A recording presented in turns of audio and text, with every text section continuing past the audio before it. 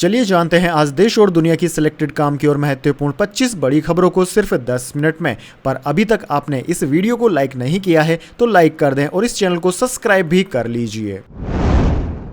चारधाम यात्रा में वीआईपी दर्शन पर अब इस तारीख तक लगी रोक, सीएम धामी ने दिए निर्देश। जी हां दोस्तों, चारधाम यात्रा में वीआईपी दर्शन पर रोक 10 जून तक लगा दी गई है। पुष्कर सिंह धामी के निर्देश पर मुख्य सचिव राधा रतूड़ी ने सभी राज्यों के मुख्य सचिवों को इस संबंध में पत्र भी भेजा है। इससे पहले दोस्तों 30 मई तक सभी वीआईपी दर्शन प्रतिबंध रखे जाने के आदेश दिए गए थे। उत्तराखंड पुलिस महानिदेशक अभिनव कुमार ने बताया कि यात्रा के लिए व्यापक प्रबंध किए गए हैं। हरिद्वार और देहरादून में बिना रजिस्ट्रेशन वाले यात्रियों को रोककर उनका रजिस्ट्रेशन करवाने की व्यवस्था की गई है। ऋषिकेश में भी जो रजिस्टर्ड यात्री हैं, अगर ऊपर भीड़ है तो उन्हें भी रोकने की व्यवस्था की गई है। यानी कि दोस्तों सीधी सी बात यह है कि चारधाम यात्रा में चारों धामों पर भयंकर भीड़ उमड़ी हुई है। इसी वजह से वीआईपी दर्शनों पर भी रोक लगा दी गई है। ऐसे में अगर आप भी चारधाम यात्रा की तैयारी कर रहे हैं तो जाने से पहले वहां पर भीड़ भाड़ के बारे में पहले से ही विचार कर लीजिए। चलिए दोस्तों जान लेते हैं इसके बाद अगली खबर। जम्मू में बस 150 फीट गहरी खाई में गिरी, 21 की मौत, 69 घायल। यूपी राजस्थान के 90 तीर्थयात्री सवार थे, हाथरस से शिवखोड़ी जा रहे थे। दरअसल दोस्तों जम्मू कश्मीर के अखनूर में गुरुवार दोपहर तीर्थयात्रियों को लेकर जा रही एक बस 150 फीट गहरी खाई में गिर गई। हादसे में 21 लोगों की मौत हो गई, 69 लोग घायल हैं। मौत का आंकड़ा बढ़ भी सकता है। घायलों को जम्मू के अखनूर अस्पताल और जम्मू के सरकारी मेडिकल कॉलेज अस्पताल में भर्ती कराया गया है। दोस्तों हादसा जम्मू पुंछ राजमार्ग पर हुआ। एक पुलिस अधिकारी ने बताया कि बस में उत्तर प्रदेश के हाथरस के अलावा राजस्थान के करीब 90 लोग सवार थे। सभी हाथरस से शिवखोड़ी जा रहे थे। रेस्क्यू ऑपरेशन जारी है। हादसे की वजह फिलहाल सामने नहीं आई है।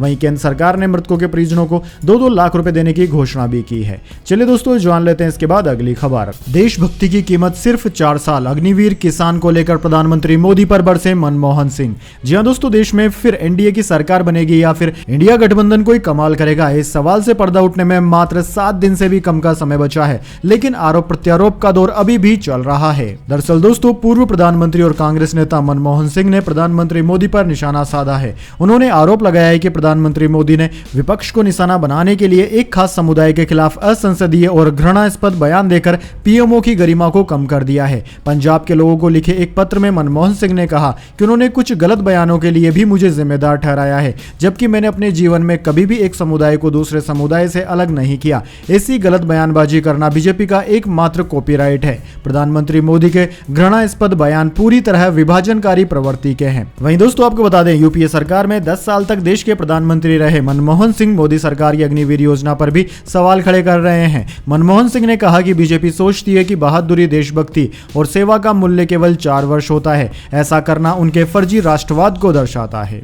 चलिए दोस्तों जान लेते हैं इसके बाद अगली खबर। प्रधानमंत्री मोदी 172, राहुल गांधी की 107 रैली, थम गया चुनाव प्रचार का शोर। जाने 75 दिन में किसने कितना लगाया जोर। जी हां दोस्तों, 75 दिन चला लोकसभा चुनाव अभियान गुरुवार को थम गया। बड़ी बड़ी रैलियों, चुनावी सभाओं और रोड शो का समापन हो गया। प्रधानमंत्री मोदी, राहुल गांधी, जेपी नड्डा, योगी आदित्यनाथ और प्रियंका चोपड़ा ने रैलियां की तो वहीं ममता बनर्जी ने कोलकाता में 8 किलोमीटर लंबी पदयात्रा की। प्रधानमंत्री मोदी ने पंजाब के होशियारपुर में अपनी आखिरी रैली की। यहां से प्रधानमंत्री मोदी कन्याकुमारी के लिए रवाना हो गए।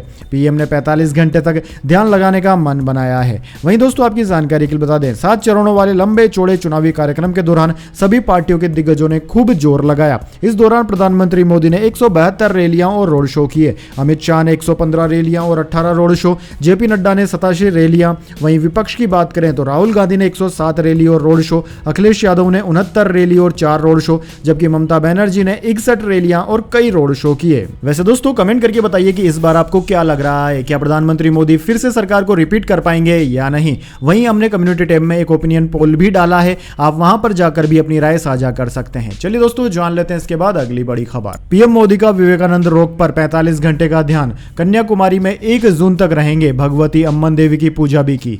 जी हां दोस्तों, प्रधानमंत्री मोदी का कन्याकुमारी में विवेकानंद रोक मेमोरियल के ध्यान मंडपम में 45 घंटे का ध्यान शुरू हो चुका है। वे 1 जून तक ध्यान मग्न रहेंगे। मोदी उसी जगह ध्यान कर रहे हैं जहां स्वामी विवेकानंद ने भी ध्यान किया था। लोकसभा चुनाव के प्रचार का शोर थमते ही मोदी मोदी गुरुवार की शाम कन्याकुमारी पहुंचे। उन्होंने सबसे पहले भगवती देवी अम्मन मंदिर में दर्शन पूजन किया। पूजा के दौरान पीएम मोदी सफेद धोती और शॉल पहने हुए देखे गए। चलिए दोस्तों जान लेते हैं इसके बाद अगली खबर। केरल पहुंचा मानसून, 27 जून तक दिल्ली आने की संभावना। राजधानी में हीट स्ट्रोक से पहली मौत, बीमार शख्स को 160 डिग्री का बुखार था। जी हां दोस्तों, देश के 7 राज्यों में गुरुवार को हीट वेव का रेड अलर्ट जारी किया गया। इनमें पंजाब, हरियाणा, दिल्ली, राजस्थान के कुछ हिस्सों, बिहार, झारखंड, ओडिशा शामिल है। उत्तर प्रदेश, मध्य प्रदेश के कुछ हिस्सों, जम्मू संभाग, हिमाचल प्रदेश, महाराष्ट्र और छत्तीसगढ़ में ऑरेंज अलर्ट जारी किया गया है। इसके अलावा दोस्तों उत्तर पश्चिम राज्यों में भीषण गर्मी के बीच राहत की खबर भी आई है। दरअसल दोस्तों केरल में मानसून पहुंच चुका है। इसके साथ ही अरुणाचल प्रदेश, त्रिपुरा, नागालैंड, मेघालय, मिजोरम, मणिपुर और असम में भी मानसून की एंट्री हो चुकी है।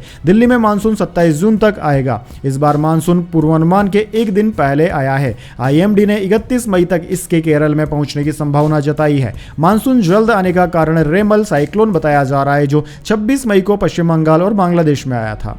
चलिए दोस्तों जान लेते हैं इसके बाद अगली बड़ी खबर। भारत पाकिस्तान मैच में आतंकी हमले की धमकी। टी20 वर्ल्ड कप का यह मुकाबला 9 जून को न्यूयॉर्क में होगा। सुरक्षा बढ़ा दी गई। जी हां दोस्तों, टी20 वर्ल्ड कप में भारत पाकिस्तान मुकाबले के दौरान आतंकी हमले की धमकी दी गई है। यह मैच 9 जून को न्यूयॉर्क में आइजनहोवर पार्क में बने नसाउंड काउंटी इंटरनेशनल क्रिकेट स्टेडियम में खेला जाना है। खतरे को देखते हुए शहर की सुरक्षा बढ़ा दी गई है।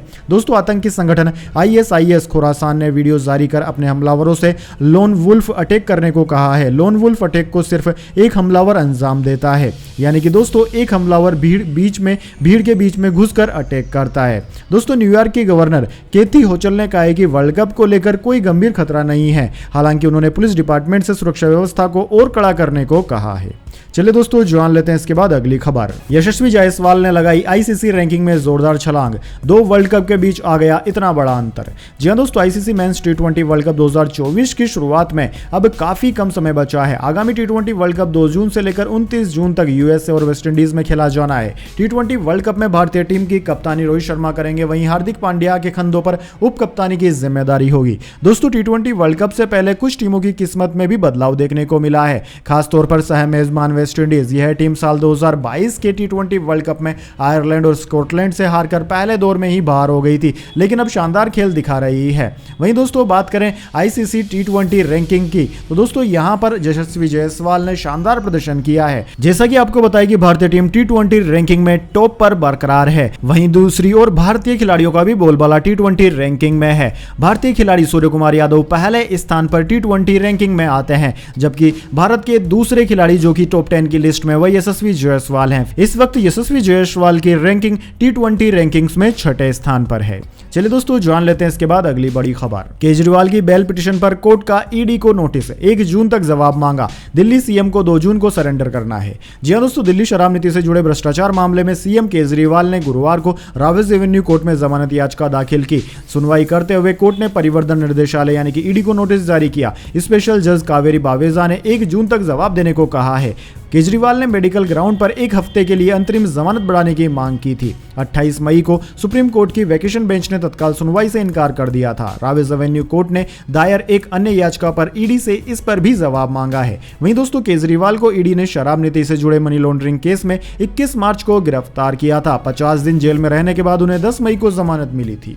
चलिए दोस्तों जान लेते हैं इसके बाद अगली खबर। प्रधानमंत्री मोदी का दावा, गांधी फिल्म से मशहूर हुए महात्मा। राहुल गांधी का जवाब, बापू को शाखा शिक्षित से प्रमाण पत्र की जरूरत नहीं।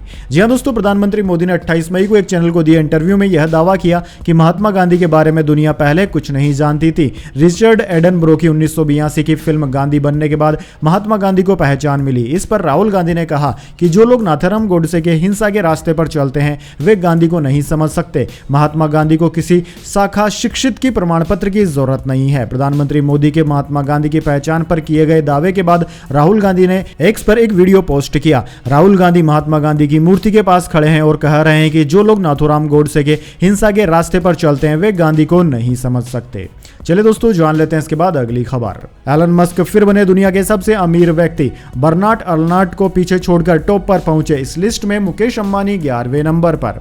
जी हां दोस्तों, स्पेस एक्स और टेस्ला के मालिक एलन मस्क एक बार फिर दुनिया के सबसे अमीर कारोबारी बन गए हैं। वे फ्रांसीसी अरबपति और लुई विता मोइटा हैंसी, बर्नार्ड अर्नॉल्ट और अमेजन के फाउंडर जेफ बेजोस को पीछे छोड़कर पहले नंबर पर पहुंच गए हैं। मस्क की net worth artificial intelligence startup X.AI के कारण बढ़ी है, जिसे 18 18 बिलियन यानी कि 1.50 लाख करोड़ रुपए के प्री मनी वैल्यूएशन पर 6 मिलियन यानी कि 50,000 करोड़ रुपए जुटाए हैं। एलन मस्क ने 9 मार्च 2023 को इस एआई कंपनी को बनाया था। वैसे दोस्तों आपकी जानकारी के लिए बता दें, भारतीय अरबपति मुकेश अंबानी इस लिस्ट में 11वें नंबर पर हैं। चलिए दोस्तों जान लेते हैं इसके बाद अगली बड़ी खबर। इस लोकसभा चुनाव में प्रधानमंत्री मोदी की आखिरी रैली। पंजाब में कहा, इंडी गठबंधन वाले मेरा मुंह न खुलवाएं, 7 पीढ़ी के पाप निकाल कर रख दूंगा। जी हां दोस्तों, पीएम मोदी ने 30 मई को लोकसभा चुनाव 2024 की आखिरी रैली को संबोधित किया। यह फतेह रैली पंजाब के होशियारपुर में हुई। पीएम ने इंडिया गठबंधन और आम आदमी पार्टी पर निशाना साधा। उन्होंने कहा कि इंडी गठबंधन वाले मेरा मुंह न खुलवाएं, 7 पीढ़ी के पाप निकाल कर रख दूंगा।